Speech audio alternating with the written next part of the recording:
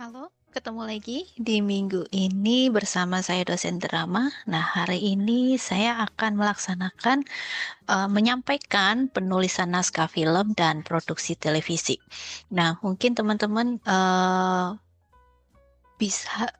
saya harap dengan pertemuan ini teman-teman bisa membedakan uh, jenis naskah film atau naskah drama dan juga yang non drama atau produksi televisi. Oke, kita langsung aja. Nah, kalau misal kita akan bahas tentang naskah drama dulu, di mana teman-teman paham kalau misalkan naskah ini naskah drama atau naskah skenario, naskah skrip yang biasanya digunakan untuk para production house untuk menyampaikan sebuah dialog, bahasa visual atau bahasa adegan. Nah, langkah awal terciptanya sebuah film cerita ya ada tiga sebenarnya yang harus dipahami dalam penulisan naskah ini. Yang pertama ada heading scene, terus ada scene body, ada dialog dan transisi. Nah, keempat bagian ini cukup krusial dan penting ya. Oke, nah kita akan ngobrolin dulu tentang scene heading ya. Ini sudah dibahas dan pasti format ini sudah dilakukan secara serentak dan seragam. Oke, dan di sini juga sudah ada keterangannya. Tetapi ternyata heading scene itu juga bisa digunakan buat teman-teman yang misalkan nih menggunakan motion grafis. Oh, heading scene juga pakai. Misalkan nih, apalagi untuk kebutuhan video pembelajaran, video edukasi, ya. Terus video yang sifatnya lebih ke promosi iklan di mana scene-nya beberapa menggunakan motion grafis. Ini dia. Nah, scene body, sorry. Nah, biasanya digunakan. Caranya kemarin sudah saya kasih tunjuk, yaitu terdiri dari scene berapa, scene-nya tetap ditulis ya, scene, terus keterangannya aja, pergerakan motion grafis untuk kebutuhan apa. Kayak gitu. Jadi, misalkan nih, bumper, itu sebenarnya nggak perlu sih menggunakan heading scene. Kayak gitu. Tapi kalau misalkan memang membutuhkan, berarti itu bukan bumper, tapi misalkan nih untuk pengenalan awal ya atau introducing. Nah, itu masih bisa. Bedakan ya bumper dengan introducing. Karena kebanyakan teman-teman pelafalan bukan pelafalan ya. Pemahaman tentang kalimat bumper dengan introducing itu berbeda. Bumper itu ya yang benar-benar motion yang memang sudah paten tuh loh biasanya gambar production house kayak gitu kayak Pixar tahu kan lampu Pixar nah itu namanya bumper. Sedangkan introduction atau pengenalan itu tuh sudah masuk ke dalam scene. Nah, jadi teman-teman harus membedakan itu. Nah, kemudian yang kedua adalah scene body. Di mana scene body atau badan scene ini menjelaskan alur secara runtut dan lengkap menggunakan percakapan, dialog, atau kebutuhan voice over. Nah, kalau voice over teman-teman kan biasanya di sini kan ada macam-macam ya, ada video edukasi tadi yang naskah non drama. Nah, voice over ini bisa dipakai buat uh, buat pengganti dialog atau biasanya voice over ini dalam bentuk untuk kebutuhan narator. Ya. Nah, mulai sekarang karena kita sudah masuk ke naskah skrip ya, naskah body scene, teman-teman sudah mulai harus belajar dengan menulis adegan visual sebelum menulis dialog. Ya, atau kita sebut dengan prolog. Kalau prolog itu biasanya kata pengantar. Nah, kata pengantar sebelum dialog ya atau sebelum keterangan. Kalau prolog di dalam naskah ini biasanya menulis adegan dulu sebelum percakapan atau kalau di istilahnya di naskah itu namanya parentitical. Nah, coba nanti kalau teman-teman silahkan buka gunakan software namanya Fade-in.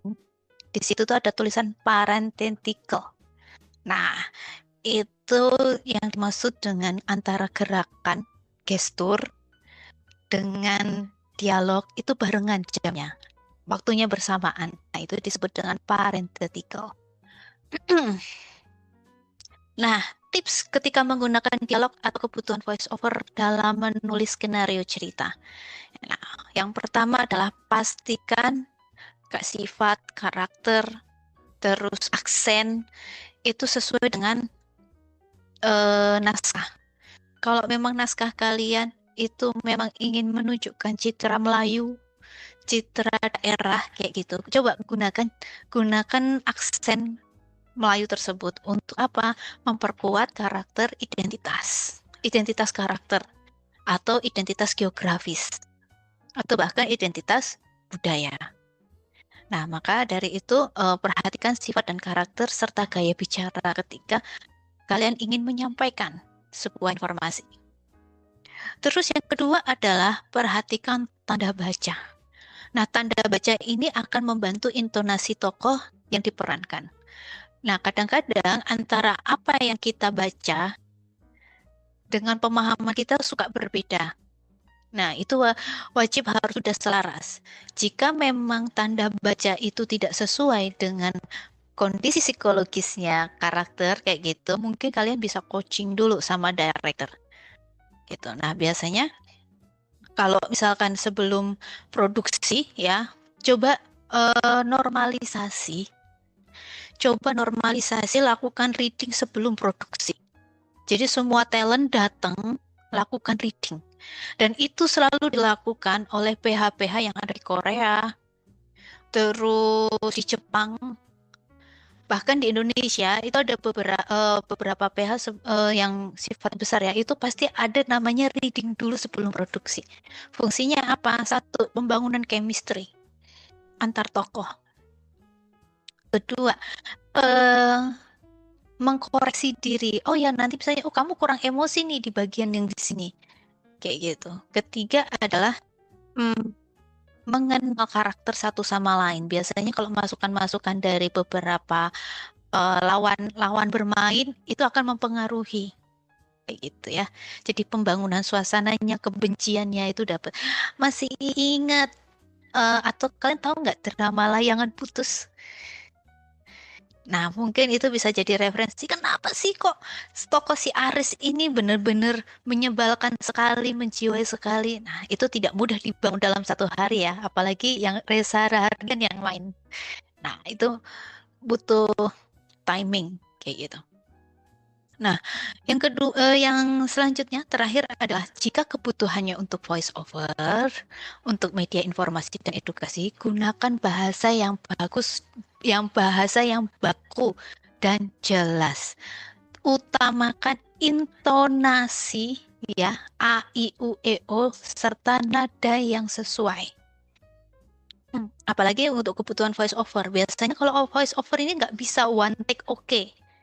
Karena kita harus mengatur nafas, ya kan? Terus kemudian mengatur tempo, dan bagaimana kalian menyusun kalimat yang efektif.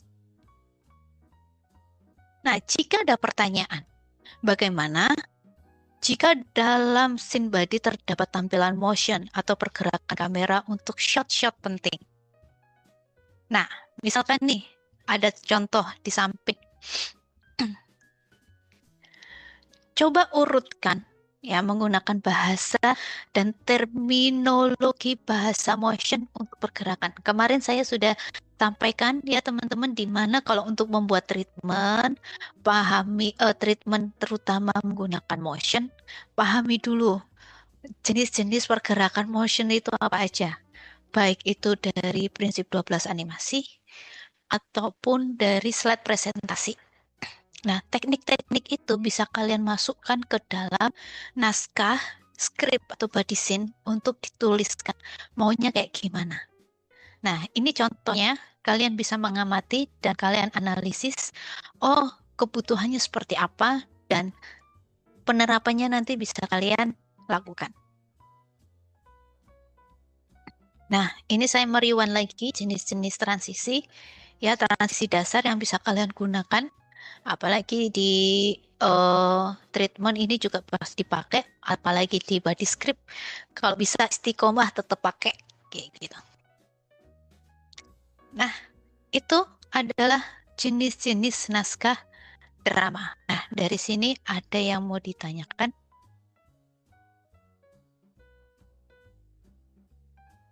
Oke. Jika tidak, kita langsung ke naskah drama.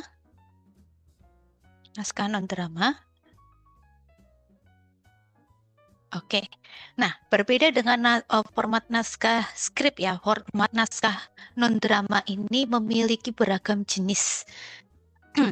Ya, jadi untuk kebutuhan talk show itu naskahnya berbeda dengan naskah berita. Ah, iya kah? Ya, naskahnya berbeda. Tidak semua seperti strukturnya kayak naskah skrip. Tapi kebanyakan penulisan naskah non-drama itu naskahnya dibuat menggunakan naskah bagan. Nah, di sini naskahnya ciri-ciri dan contohnya sudah ada, tinggal teman-teman baca aja. Nah, sekarang teman-teman bisa sebutkan contoh program non-drama yang di televisi yang mungkin masih yang kamu ketahui. Kayaknya masa kecil kalian masih ada TV ya, jadi saya harap kalian udah paham isiannya naskah program televisi non-drama itu yang kayak gimana sih? Contohnya apa? Kayak gitu, silakan sebutkan.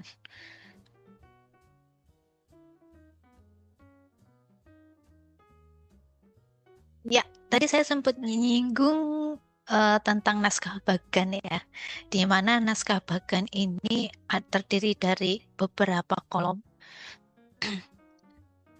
Sifat kolom dalam naskah bagan ini adalah tidak baku, jadi menyesuaikan dengan segmen kebutuhan yang ada di dalam program tersebut.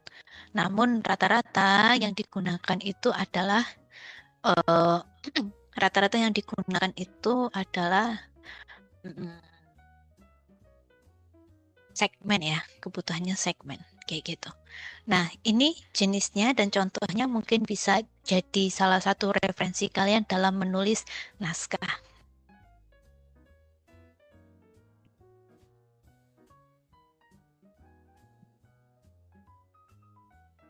Oke. Ini adalah jenis naskah berita televisi, di mana naskah berita televisi itu memiliki apa namanya struktur naskah yang berbeda. Tetapi di sini saya tuliskan pokoknya ya. Yang pertama adalah segmen, terus judul berita. Jadi dalam satu segmen itu terdiri dari beberapa judul berita. Nah, misalkan nih salah satunya adalah mahasiswa seni Yogyakarta buat aplikasi digital wayang kancil. Nah, itu ada naskahnya kayak gitu. Jadi bisa dipelajari kayak gitu. Nah, berbeda dengan naskah yang lain, kalau naskah berita televisi itu pengganti titik dan komanya itu menggunakan garis miring. Kalau koma garis miring 1, kalau titik garis miring 2. Nah, dari situ untuk fungsinya apa? Biasanya pembaca berita itu kan menggunakan teleprompter untuk membaca berita. Makanya dari mereka tidak ada beberapa yang kesulitan untuk melihat titik dan koma. Maka dari itu sebagai penggantinya adalah menggunakan garis miring 1 dan garis miring 2. Oke. Kemudian ini untuk kebutuhan siniar. Nah, teman-teman kan tahu kan siniar atau terus dan talk show ya, siniar dan talk show. Siniar itu artinya adalah kebutuhan penulisan naskah di mana harusnya lengkap ya. Biasanya berisinya tidak berisi jawaban, tapi pertanyaan apa aja yang pertanyaan apa aja yang akan disampaikan kepada bintang tamu. Nah, biasanya menggunakan itu. Terus yang selanjutnya adalah naskah feature, di mana naskah feature ini disampaikan untuk teman-teman yang suka ngevlog kuliner, terus ngevlog kuliner, terus traveling, kayak gitu. Nah, bisa menggunakan format penulisan naskah seperti ini. Nah, silahkan diimplementasikan naskah bahkan sesuai project PPL atau project PPL, bisa download template-nya di Learning.